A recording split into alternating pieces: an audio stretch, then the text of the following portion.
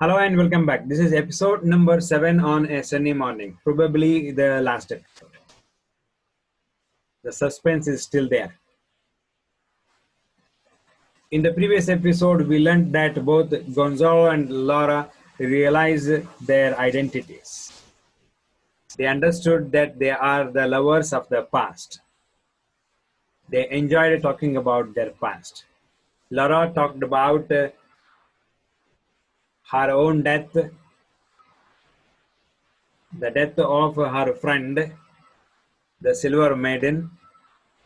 Gonzalo talked about his own death of his cousin, a gallant young man. But both of them realized that they are lying to one another. And an atrocious lie. Both of them decorated their deaths. But they continue to converse. When they continue to converse, though they understood who they are, but they are speaking still like strangers. But Laura said it was curious thing that they met like complete strangers, met by chance, discussing the romance of the old friends. And so everything is curious. Gonzalo too admitted that. But he said there was an ill-natured prelude, ill-natured introduction to their conversation.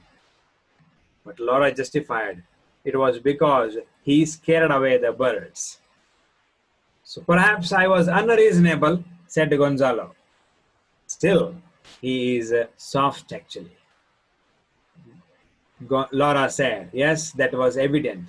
It was evident that he was unreasonable. But this time, she said sweetly and asked sweetly, she asked,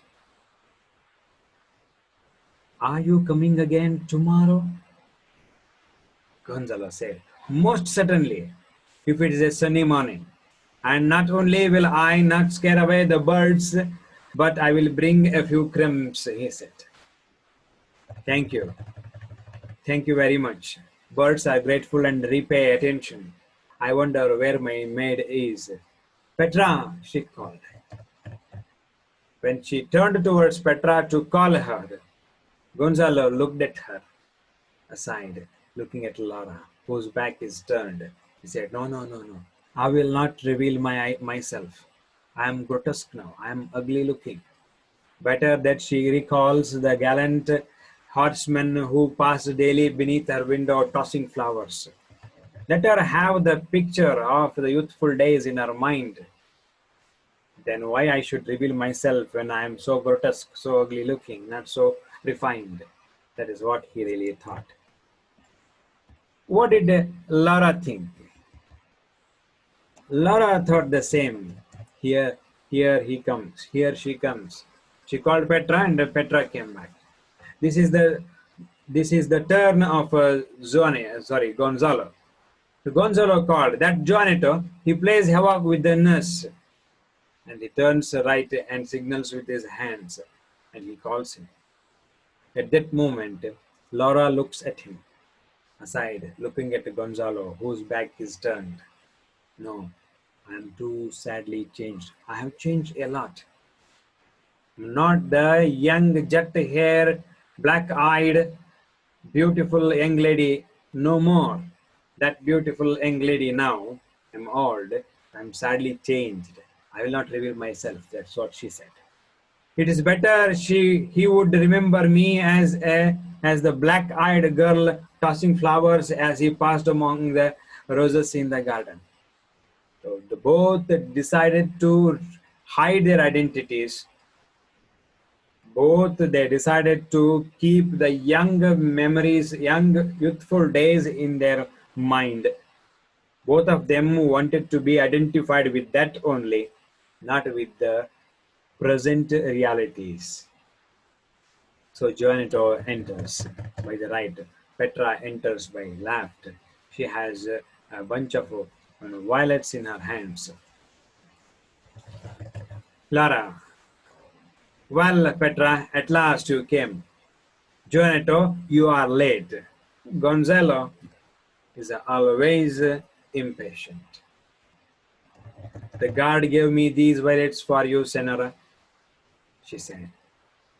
How very nice. Thank him for me. They are fragrant, she said. As she takes the violets from her maid, a few loose ones fall on the ground. Gonzalo, my dear lady, this has been a great honor and a great pleasure talking to you, he said. Laura said, it has also been a pleasure to me. So both of them are in good terms now. Goodbye until tomorrow. Until tomorrow. If it is sunny morning, a sunny morning, will you go to your bench? She asked. The bench one priests were sitting. No, I will come to this, if you do not object, he said. This bench is at your disposal.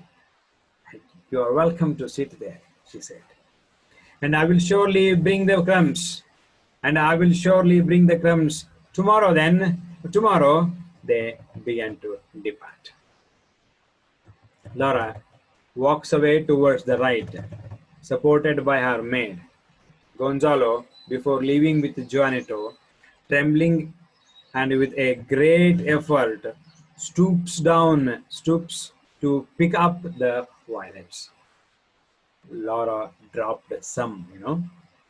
Just then, Laura turns her head and surprises him picking up the flower. What are you doing, Senna? Juanito asked. What are you doing, sir? Juanito, wait. Laura. Yes, it is he. She saw him picking the flowers, so that moment she reaffirmed that it was he. Gonzalo, within himself, said, it is she and no mistake. Donna Laura and Gonzalo both wave farewell. They say bye-bye to one another. Can it be that this is he? Heavens, it is she. They smile once more, as if she were again at the window and below in the rose garden, and then disappear upon the arms of their servants. This is where the play ends. More analysis of this play and some key elements, thematic concerns, question answers, all these will be discussed in our next episode. I hope you enjoyed reading this play along with me. I did not analyze too much for the reason that the taste of the play should not be lost in between. See you in our next episode.